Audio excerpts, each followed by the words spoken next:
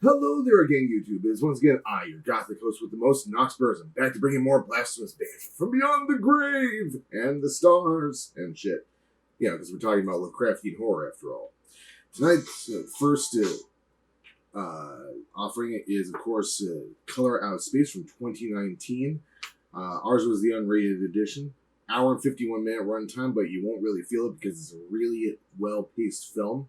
It's done by Richard Stanley, so you will probably enjoy the entire runtime. Starring Nicolas Cage as Nathan, Jolie Richardson as Teresa. You got the young Madeline Arthur as Lavinia Gardner, Elliot Knight as Ward Phillips, Tommy Chong as Ezra. By the way, he plays a great, acided out of his mind hippie stoner from, holdover times. We got Brendan Meyer as Benny Gardner and Julian Hilliard as Jack Gardner. A lot of stars, but the entire cast gets used enough that I thought I would mention everyone. We got directed by Richard Stanley, written by Richard Stanley, the adaptation, of course, of The Color Out of Space by H.P. Lovecraft. Let's see here.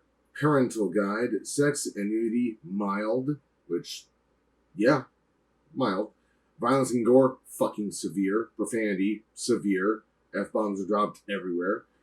Alcohol, drugs, and smoking, very mild. And frightening and intense scenes, severe, as H.P. Lovecraft. Duh, why the hell else should we be watching this? Let's see here. Plotline and summary, which is summarized better here than I can do it. In the lands west to Arkham, New England, lives the Gardner family. Father Nathan, Mother Teresa, Mother Teresa, older brother Benny, middle sister Lavinia, and little child Jack. Fulfilling the first year of the moving to Nathan's family house from the city, and 6 months after Teresa's mastectomy to heal her cancer. Lavinia feels her life is stuck, trapped in the middle of nowhere, fan lover of Wiccan witchcraft. The same day that she makes a ritual hoping to get back to the city, she meets Ward Phillips, a young hydrologist sent to test the healthiness of the water in the zone. This night, a meteorite falls close to the house, and when we say close, I mean they can goddamn feel that fucker impact.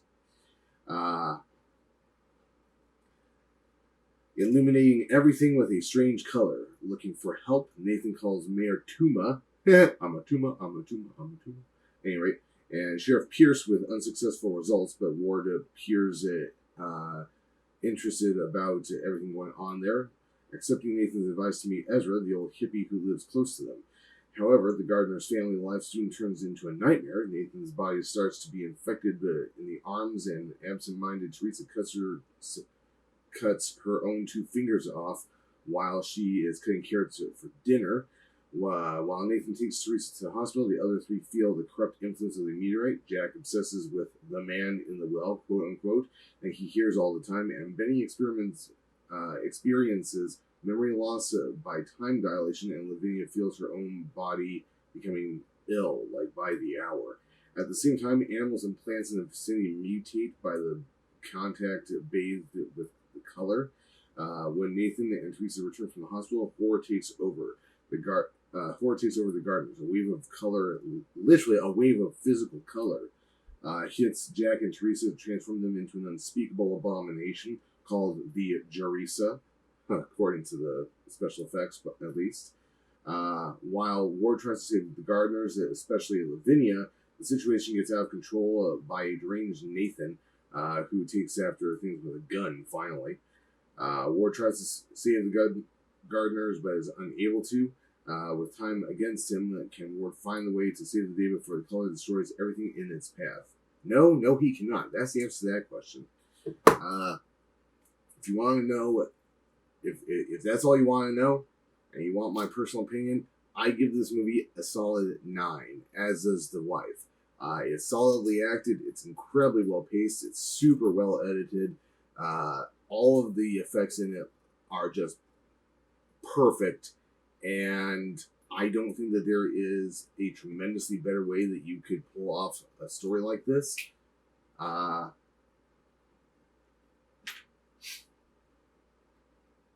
Ways to view it. You can see it on Shudder if you have a subscription, of course.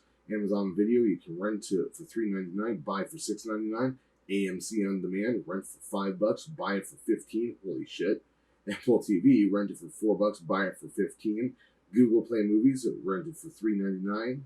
Microsoft Store, rent it for $4.99. Redbox, Vudu, YouTube, all of them you can rent it for between $3 and $4.99. All of them you'll be buying it for $15. We personally have the Blu-ray edition that we got from Menards, believe it or not. One of these days I'll take you through a tour of all the crap we get from Menards. Believe it or not, they have a ridiculously, strangely eclectic DVD section there. Any rate, that's all the standard stuff about it. If you want the 10-cent tour, rent it, watch it, enjoy the hell out of it for Halloween. And if you want to know anything else about it, 3, 2, 1, Spoilerville. Welcome to Population 1, you.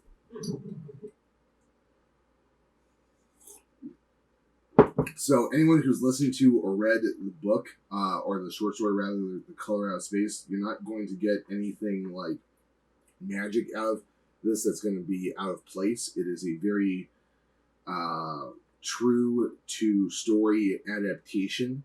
I've listened to the actual story, and it's very, very accurate for what is in the story, at least. Like, its portrayal is obviously modernized, but I don't think you could really convincingly have this set back in the time periods that it's supposed to be in. So I like it better this way, frankly. There's little things that start happening the moment that the meteorite hits that are kind of neat, and they carry on throughout the rest of the film. Little things like Nathan obviously becoming very mentally out of sorts, like the moment that he hits the ground, and having these strange forced emotional flashbacks to his father and problems that he has with his father that were never resolved, obviously. Because one of the very first things that comes out of his mouth after witnessing the meteorite, even when he's just alone with his kids, is something about his dad, which I thought was a little strange, and I noted it. He also starts swearing more the moment that the thing touches down, so it's obviously affecting him mentally. It affects all of them mentally immediately in different ways. The daughter becomes more obsessive with her witchcraft and with her spell book. Jack, the child, immediately begins trying to talk to whatever the hell's in the well, and he immediately becomes like obsessed with the outdoors and the woods. And the middle son, Benny, thanks. He becomes utterly obsessed with what's going on online and what's going on with the alpacas. He talks about that several times, but more so it's that he's like kind of being sucked into the world that's in his computer. And we do see once or twice from Lavinia's point of view that there's something distorting the images on his computer screen, and obviously coming through and kind of beaming itself into his mind. Nathan starts tripping out almost immediately and starts talking to someone who isn't there in the family room pretty early on in the movie. I'd say maybe halfway through he starts that. While continuously sipping bourbon or scotch, I'm not really sure which it is. But the guy just, almost every other scene from halfway through onwards, he's got a drink. And it's bourbon. Okay. He says so. And also, I just realized it's funny that we watched this that has bourbon in it, and we also had bourbon today. I agree, it's amusing. Their mother wants to get the heck off the property like the very first night. Nathan basically talks her out of it and explains that, nothing too bad has happened yet. But she wants to leave, and Lavinia wants to leave, and Benny's like neutral, so it doesn't really matter. But Nathan is utterly convinced that just staying on the land will help them, which of course it won't. And within a day or two of the meteorite crashing down, things are starting to turn this weird shade of like neon fuchsia, and you see stuff starting to kind of hatch out of the primordial ooze that is inside of the meteorite because it's sunk itself down into the well, and Jack watches it as like insects and crap start to crawl out of it, which is really weird. It's basically getting across that wherever this thing came from, it basically brought hitchhikers with it. It is seeding the area, so to speak. And of course, animals rather start reacting as though they're being burned with radiation. They start losing their dermis. I think that mostly happens when the sun hits them. Yeah. So it's kind of this weird photo synthesis. I'm not sure what I'm looking for here, but someone more intelligent than me can put it in the comments, I'm sure. But they're basically very photoreactive to the light. So it's just really neat. Photophobic? Yeah, maybe. Photophobic. There we go. And the thing with Nathan's arms, it starts because of it, goes throughout the rest of the film. And you see him changing into having like scales on his arms, which is gross. Towards the end of the film, the wife and Jack are hit with like a solid beam of color, and it turns them into this weird abomination type thing.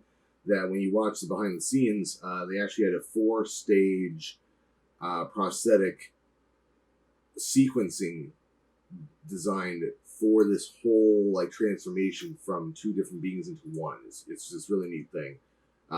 In the end, it's actually pulled off by having an entire body piece worn by a professional contortionist / dancer. Really neat sequence in the movie. Gets pulled off with both practical and computer generated special effects. So I really enjoyed that part.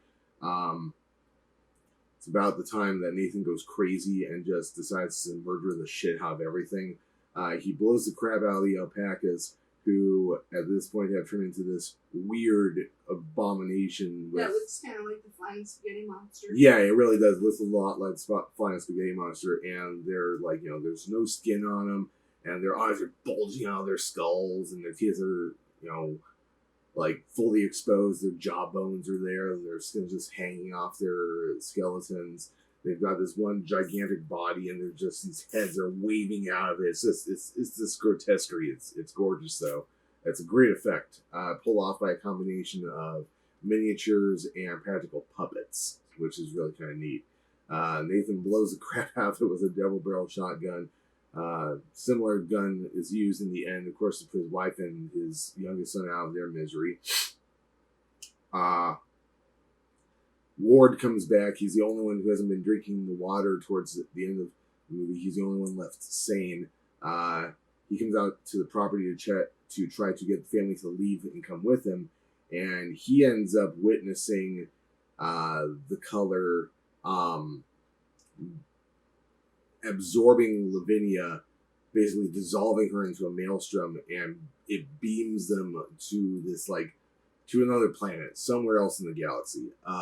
In fact, when she stares into Ward's eyes right before she's dissolved, basically he's given a quick download visually of the world that the meteorite came from, and basically it's kind of like in the movie Slither, where there's this great source of power on the planet, and it was this place teeming with life and free roaming nuclear energy, essentially, and basically the planet very possibly killed itself off and just exploded. And that is how the movie, and that is sort of how the movie ends. The color eventually overpowers itself, and while he is inside the house, cowering inside the basement, it goes thermonuclear and just destroys everything around it.